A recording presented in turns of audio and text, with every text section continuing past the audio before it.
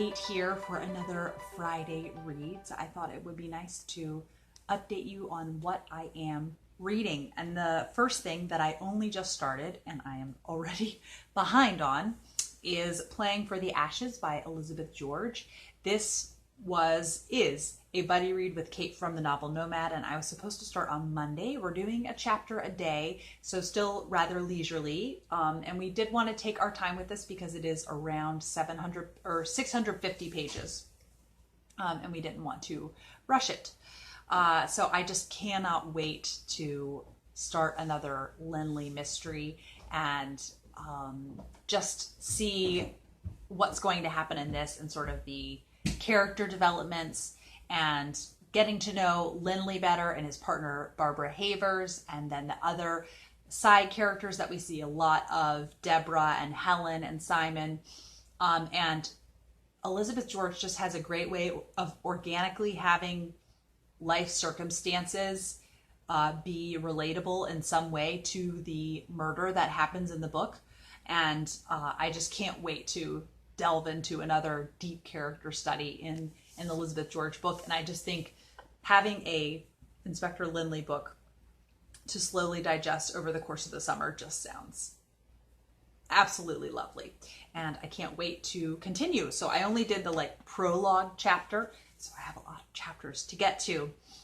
Then for my Cinderella Chronicles project, I am reading Slipper by Hester Velmans. I am reading this on the Kindle app on my phone, which I have found before I was reading on the Kindle app on my iPad mini, but this is a really clunky size to read from.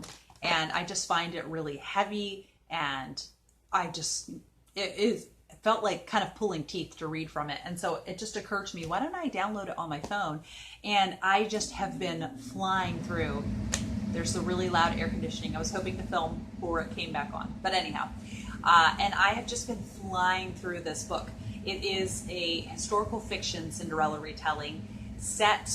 Part of it is in England, and then part of it is in revolutionary France, which I think is a really fabulous setting for a fairy tale retelling, because there are a lot of dark elements to fairy tales, and it's dark times for the characters that are in it.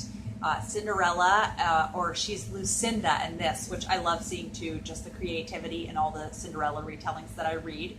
And her mother dies in childbirth, and she doesn't know who her father is, so she goes to live with her mother's relatives. She does have a doting nurse, Bessie, who is basically the mother figure to her in this book.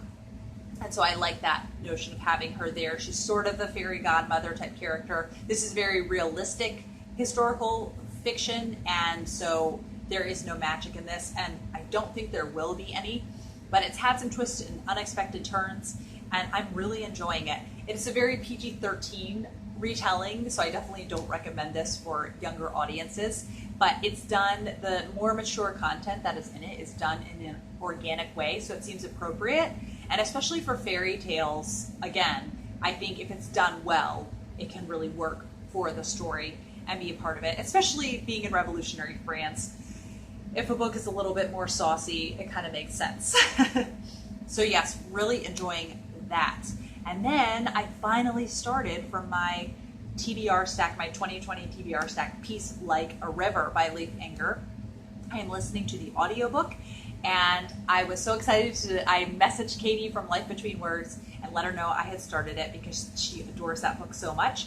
It is very different than I thought going in. For some reason, I had in my head that it was an old-fashioned Western, and I think just from the cover alone. And it is not.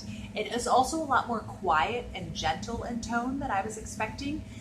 The story is fairly low-key, but I'm still enjoying it. It's not maybe the typical pacing that I go for or gravitate towards in a book, but I definitely, because there are so many people that love this book that have really similar reading tastes to mine, I'm willing happily to continue through, and especially doing the audiobook while I embroider or do other things.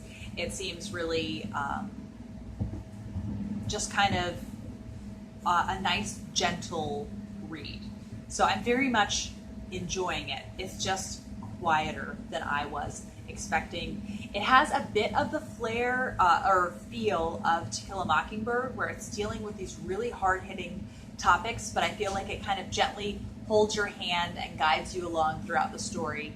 It has the same kind of feel as To Kill a Mockingbird. So I am really in a good headspace for reading. This has been such a weird year for reading, and I go back and forth, but I've had several books in a row that I've really enjoyed, so it's kind of really spurred me on. And having the different formats, which I know is something that so many booktubers say, so I have a physical book here, and then I have Slipper that I'm reading on the Kindle app, and then I have Peace Like a River as an audiobook, and that's really suiting me. And I also, though, I have not even started A Long Fatal Love Chase by Louisa May Alcott. So I don't know if I'm going to have my video up in time, and it's going to be a busier weekend with family things. So I'll see, but I haven't started it yet. As soon as I finish Slipper, my plan was to then just get that on the Kindle app as well, because I do not have a physical copy, and the library is open, but they're taking a long time for holds, and it just didn't occur to me before. And I think I'm happy to read it on a Kindle edition. So I think that is all I have to say for this Friday Reads. Let me know what you will be reading this weekend. And it is the last few days of Book Buddy-a-thon, and I still have one challenge I haven't fulfilled, which is read a book that your buddy picked off your bookshelf. And so I don't think I will fulfill that challenge. But Book Buddy-a-thon has been a blast, just a blast to do. So I think I will leave it here, and I will be back for another video soon. Bye.